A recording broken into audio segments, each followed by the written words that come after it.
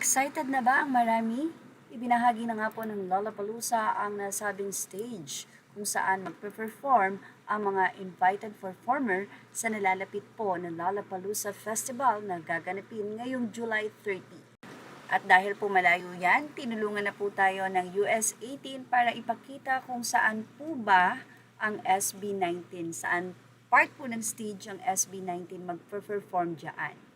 So, panawagan din po ng US-18 sa mga manunood po sa July 30 sa Lollapalooza ay makipag-ugnayan po sa kanila. So, sa mga nais po makipag-ugnayan sa US-18 ay pwede po kayo siguro mag-message sa kanilang mismong Facebook Messenger.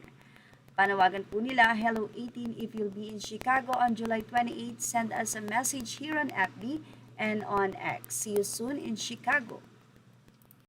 Sa naging update naman ng ABS-CBN, sinabi nilang Spotify launches personalized SB19 experience ahead of Lollapalooza.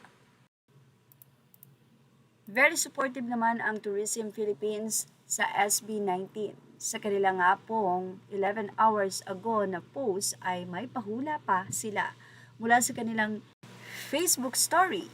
Uy, we're sending off some goats. This Galing Bayan box is off to the US for a historic performance. Anong gusto nyong ilagay natin sa loob? Hashtag discover more to love at tourism.gov.ph #LoveThePhilippines.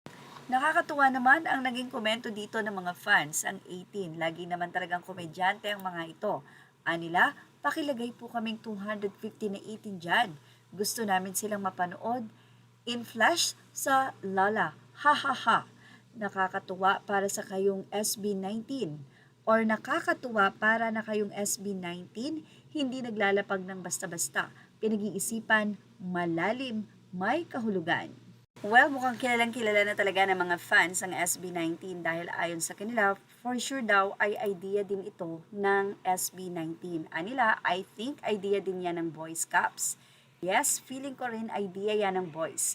Nakipag-coordinate sila sa tourism para dito knowing SB19, they are intentional sa halos lahat ng bagay. Well, nasa conclusion ka na ata. We'll see about that. Nasa prologue pa lang sila at very SB coded. So we'll see sa susunod na kabanata. Sa ilan, halos lahat ng nakaka-work ng mga bano, nahahawaan nila kung paano sila mag-isip. Tulad na lang ng mga ninang-ninong natin. Nagiging witty din, ha ha ha. I like how you promote SB19. Kaya siguro natagalan kayong i-pursue sila kasi isa sa mga requirements nila ay gayahin si Ofifi na dapat parang masolve kami ng puzzle, no? Pinaghirapan nyo talaga to, diba?